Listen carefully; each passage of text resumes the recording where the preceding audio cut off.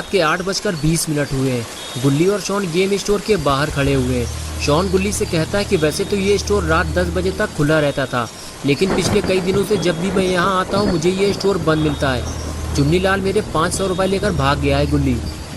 गुल्ली बोला, शॉन तुम्हें गेम मंगाने के लिए एडवांस में पैसे नहीं देने चाहिए थे, लेकिन जो हो गया उसे भूल जाओ शॉन।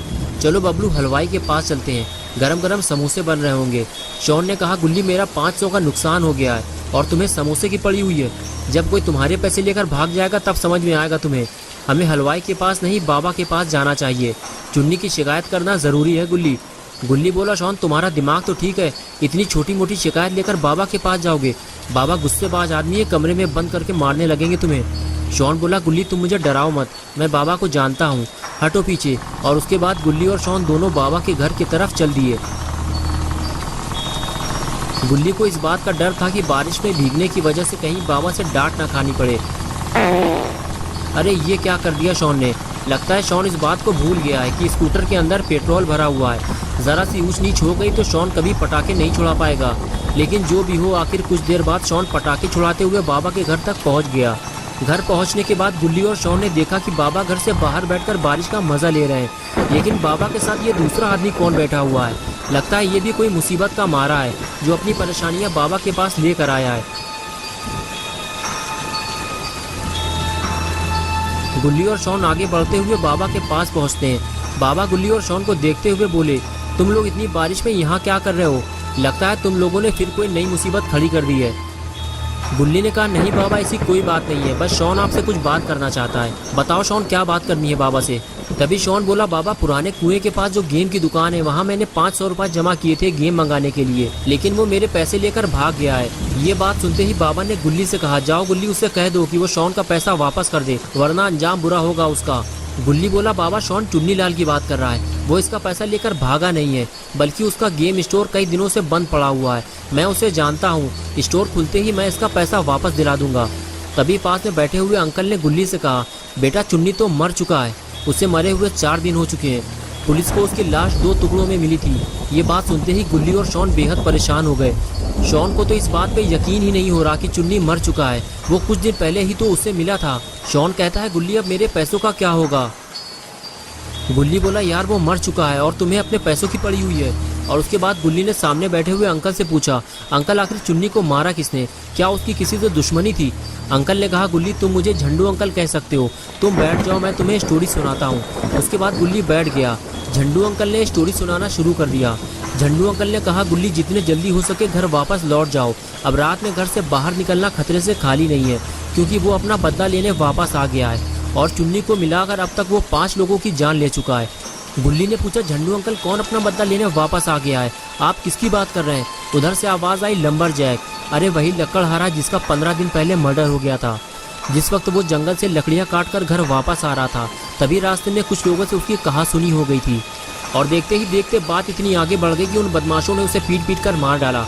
और उसके बाद लकड़हारे के पास जो चेन सॉ मशीन थी जिससे वो लकड़ियाँ काटा करता था, उसी चेन सॉ मशीन से उन बदमाशों ने लकड़हारे का सर उसके धड़ से अलग कर दिया और पास में ही एक गड्ढा खोदकर उसे वहीं ज़मीन में दफन कर दिया था। और उसके बाद से ही कई लोगों ने किसी सरकटे को रात में टहलते हुए देखा है। मैं नहीं जानता कि इस बात में कितनी सच्चाई है, लेकिन एक के बाद एक 5 लोगों की मौत हो चुकी है और जितने भी लोग मारे गए हैं सबका सर कटा हुआ था। इसलिए मुझे भी अब लोगों की बातों पर भरोसा होने लगा है। सरकटे की बात सुनकर पॉटी बॉय शॉन अपनी जगह से उठकर गुल्ली के पास आकर बैठ गया और झंडू अंकल से पूछने लगा कि रात में निकलना इतना खतरनाक है तो आपको घर से बाहर नहीं आना चाहिए था।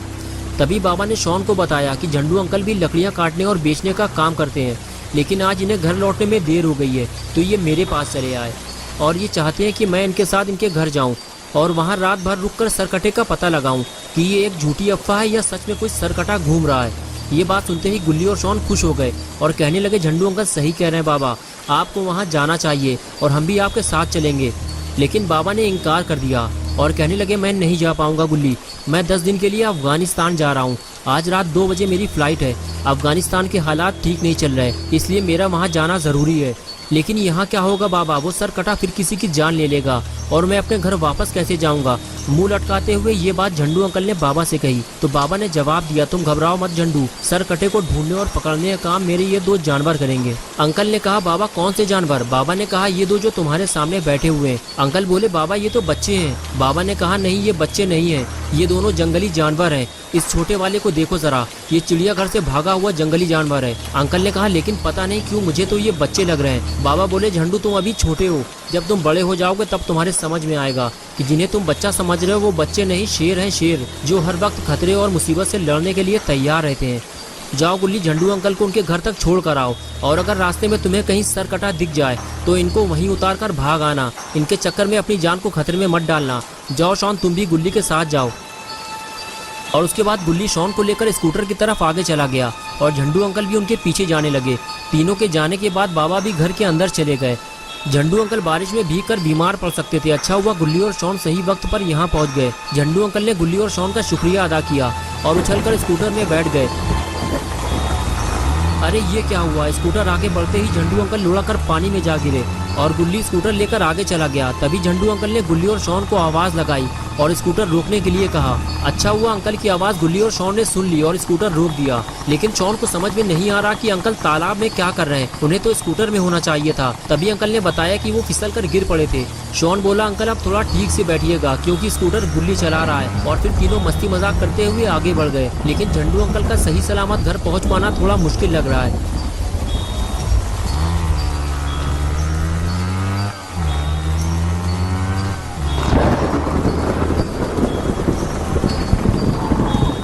कुछ देर बाद गुल्ली और शॉन झंडू अंकल को लेकर जंगल पहुंच गए। क्योंकि अंकल के घर तक जाने का कोई पक्का रास्ता नहीं है, इसलिए गुल्ली को इसी कच्चे रास्ते से होते हुए अंकल के घर तक जाना होगा। थोड़ा और आगे जाने के बाद गुल्ली को ऐसा लगा कि जैसे स्कूटर के नीचे कोई चीज़ आ गई हो। गुल्ली ने फौरन स्कूटर रोका और नीचे उतर कर देखा कि स्कूटर उछल क्यों रहा है। तो उसे पता चला कि स्कूटर तो पंचर हो गया है। लेकिन जैसे ही ये बात झंडू अंकल और शॉन को पता चली तो दोनों को डर लगने लगा। अंकल ने कहा, गुल्ली हम तीनों जंगल के बीचों बीच फंस चुके हैं और अब तो मुझे इस बात का डर सताने लगा है कि कहीं हमारी मुलाकात उस सरकटे से ना हो जाए। तुम अपना स्कूटर यहीं पेड़ के नीचे खड़ा कर दो, फिर हम तीनों पैदल घर की तरफ चलते हैं। बस थोड़ी ही दूर पे मेरा घर है।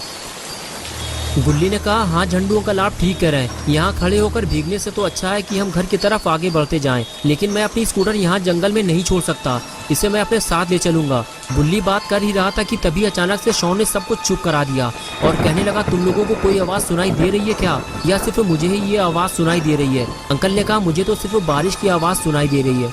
तभी गुल्ली बोला, नहीं अंकल, मुझे बारिश के साथ साथ कुछ और आवाज़ भी सुनाई दे रही है। ऐसा लग रहा है कि यहाँ कोई मशीन चल रही है, हो सकता है आसपास कोई फैक्ट्री हो। झंडू अंकल ने कहा, नहीं यहाँ आसपास कोई फैक्ट्री नहीं है गुल्ली, मुझे तो ये चेनसॉ मशीन की आवाज़ लग रही है। इसका मतलब ये है कि अब हम आगे नहीं जा सकते, वो सरकटा हमारे आसपास ही कहीं मौजूद है। अंकल गुल्ली से बात कर ही रहे थे कि तभी शॉन उठकर खड़ा हो गया और कहने लगा, गुल्ली मशीन चलने की आवाज़ इस तरफ से ही आ रही है।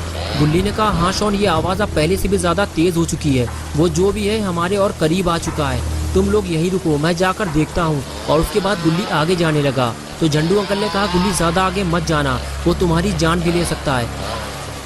दोस्तों क्या होगा अब गुल्ली का? क्या वो झंडू अंकल और शॉन को लेकर जंगल से बाहर निकल पाएगा या फिर वो सरकटे के हाथों मारा जाएगा? ये सब हम देखेंगे गुल्ली बुल्ली और सरकटा पार्ट 2 में 30 सितंबर सुबह 8 बजे। तो दोस्तों अगर आप पार्ट 2 देखना चाहते हैं तो इस वीडियो को लाइक करें और चैनल को सब्सक्राइब करें। बेल आइकॉन प्रेस करके ऑल नोटिफिकेशन ऑन करना ना भूलें।